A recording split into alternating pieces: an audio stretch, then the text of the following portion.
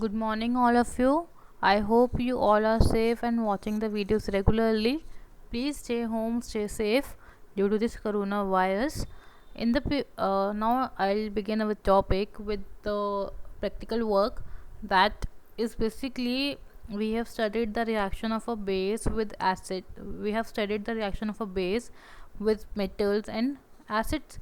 So it's time to begin our topic, that is today's topic is to study the properties of an alkali. Alkali is your base, that is dilute NaOH by its reaction with litmus solution. I hope you know that litmus solution is an indicator, and then a zinc metal and hydrochloric acid.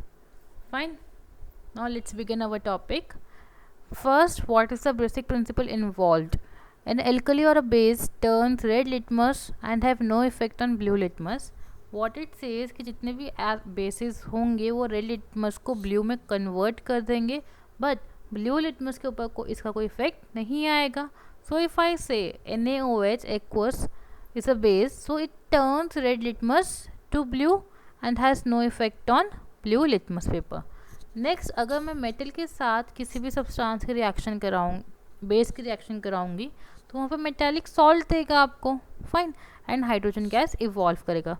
Certain metals such as zinc, aluminium react with solution of sodium hydroxide, liberating hydrogen gas. Hydrogen gas can be tested by its burning test. This was the reaction, that is zinc solid plus 2 NaOH aqueous gives Na2ZnO2, that is sodium zincate plus hydrogen gas. Next, अगर मैं hydrochloric acid की reaction कराती हूँ sodium hydroxide के साथ, then it will give you sodium chloride and water. This is the reaction is hydrochloric acid, that is your acid, plus base gives you salt and water. This is a neutralization reaction that we will study in further details in further sessions. Now, what are the apparatus and material required? That is test tube holder, dropper, test tube stands, and materials you needed is litmus solution blue and red, then zinc metal, then dilute hydrochloric acid, and then phenolphthalein as an indicator. Now, what is the procedure that we need to perform over here? First is with litmus solution. Our first part is to study the reaction of sodium hydroxide with litmus solution. So, we will begin our topic with litmus solution. Clear? First, you will take 1 to 2 ml of NaOH in a test tube and add 2 to 3 drops of red litmus solution. So you can change that it converts to blue. That shows कि red litmus ने क्या किया, blue में convert हो गया. Fine. तो ये indicate करता है कि NaOH क्या है आपका, एल्कलाइन है या फिर बेसिक है. क्लियर. नाउ नेक्स्ट पार्ट कि हम वहाँ पे ब्लू लिटमस सॉल्यूशन लेंगे और NaOH में ऐड करेंगे. फाइन. अब वही कि ब्लू लिटमस सॉल्यूशन को हमने लिया और यहाँ पे ऐड किया. अब NaOH भी बेस है और ये ब्लू लिटमस है, तो यहाँ पे कोई चेंज नहीं आएगा. No change in colour of blue litmus. Okay, now inference is NaOH aqueous has no effect on blue litmus. Clear? This was the first part. Now the next part is with zinc metal. अब हमने zinc metal ले लिया. Now अब हम base लेंगे 2 to 3 ml of NaOH aqueous और उस test tube में हम कुछ पीसेस जिंक मेटल के डालेंगे. हमने डाले. Then you will see that आप इसे 1 मिनट के लिए वार्म अप करेंगे. ओके, वार्म अप करने के बाद व्हाट यू विल सी कि इसमें से गैस इवॉल्व हो रही है. तो गैस इवॉल्व हो रही है, दैट मीन्स कि वहाँ पे गैस फॉर्मेशन हुई है. Okay, and rate of bubble formation increases on heating. What it says कि अगर आप रिएक्शन को हीट अप कर रहे हो तो वहाँ पे हीट होने से वहाँ पे गैस फॉर्मेशन इंक्रीज हो गई है आपकी. ठीक. Now you need to test whether it is a hydrogen gas or something else. Observe the color and smell of the evolved gas. Colourless gas है एंड ऑर्डरलेस है, मीन्स ना तो उसका कोई कलर है ना ही उसका कोई ऑर्डर है. ये आपकी ऑब्जर्वेशन है. नो विथ जिंक मेटल आपने क्या किया, जो गैस इवॉल्व हुई थी उसको एक टेस्ट ट्यूब में कलेक्ट करा by putting inverted over the main test tube. Fine. तो आपके टेस्ट ट्यूब के अंदर गैस कलेक्ट हो गई है. So what you will see that कि टेस्ट ट्यूब में जब गैस कलेक्ट हुई है उसके बाद आप एक बर्निंग मैस्टिक लेके आएंगे. What will happen, hydrogen gas evolve होएगी एक बर्निंग फ्लेम के साथ. क्लियर. ब्लू फ्लेम आ गया, सेकेंडली वहाँ पे एक पॉपिंग साउंड आएगी, और ये पॉपिंग साउंड क्या इंडिकेट करता है कि आपकी जो गैस इवॉल्व हुई है वो कौन सी है, हाइड्रोजन गैस है। क्लियर है यहाँ तक? Now next is with hydrochloric acid. Take about 2 to 3 ml of NaOH aqueous in a test tube and add 2 drops of phenolphthalein indicator। अब आपने इसमें phenolphthalein indicator डाला NaOH के साथ साथ।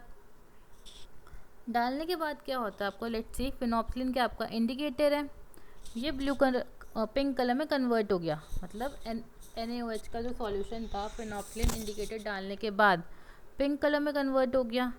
तो ये इंडिकेट करता है कि सोडियम हाइड्रोक्साइड एल्कली है, मतलब बेस है। Fine.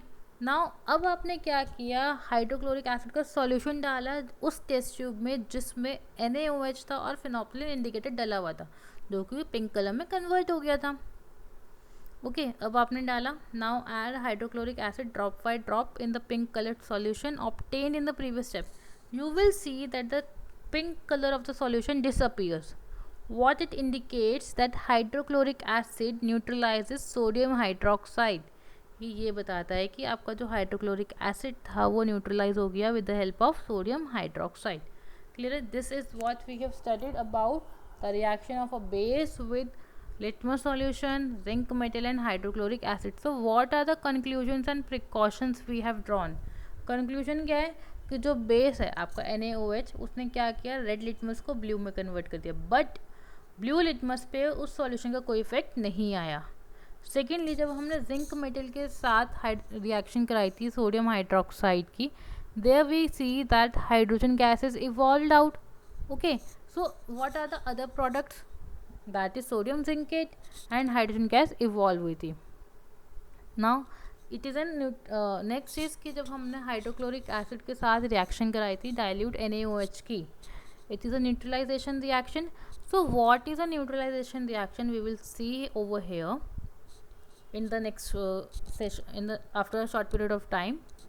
Now next is precautions. What are precautions? Sodium hydroxide है, is highly corrosive, बहुत ज़्यादा volatile है नीचे के अंदर, आपके हाथ को harm कर सकता है।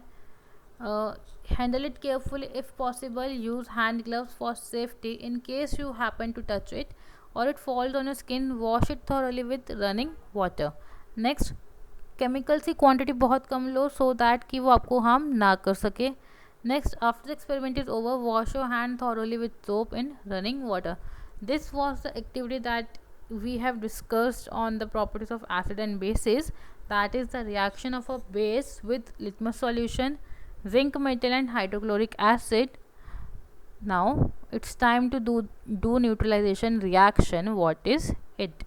Now what is a neutralization reaction? हमने पढ़ा अभी एक्टिविटी में कि आप जब एक बेस की रिएक्शन आप एक एसिड के साथ कराते हो, then it will give you a salt which is a neutral one and then a water. So this reaction is known as neutralization reaction. So what is a neutralization reaction? The process in which an acid reacts with a base to form salt and water is known as neutralization reaction. ये आपने class 7th में पढ़ा था कि जब भी हम एक एसिड की रिएक्शन एक बेस के साथ कराते हैं, then it will give us a salt which is a neutral salt and water. The effect of base is nullified by an acid or vice versa. Neutralization reaction is always an exothermic process. Why it is an exothermic process and what is exothermic process? I hope you all remember that in chapter 1, that is chemical reactions, we have studied about exothermic process. So what is exothermic process? Think that the process in which the heat is evolved out, ऐसा process जिसमें heat बाहर निकल जाए apparatus से experiment करते वक्त, that is an exothermic process. So neutralization reaction भी आपका exothermic process है because वहाँ पे acid and base आपस में react करते हैं and वो heat को बाहर evolve करते हैं. Clear? This is a neutralization reaction. So what is an activity to show this? The same activity that we have discussed in the activity principle. The reaction principle क्या है आपका? The reaction between an acid and alkali is to form a salt and water is called neutralization reaction. That is acid plus base gives you salt and water. For example, यही reaction अभी हमने पीछे पढ़ी थी आपकी जब हम activity discuss कर रहे थे. दैट इज़ कि हम बेस ले रहे हैं, that is sodium hydroxide, plus hydrochloric acid gives you sodium chloride plus water. ठीक, sodium chloride is your salt which is a neutral in nature. Next, sodium hydroxide plus sulfuric acid, acid है आपका, sodium sulfate बना which is also neutral salt plus water. So this reaction we have studied already in the previous activity. So in today's video you need to write this neutralization reaction in your notebook, or and the activity which I told you to write in the live session you will perform in the same way. That's all for today, but in notebook you will only write this neutralization reaction. That's all for today. Thank you and have a nice day.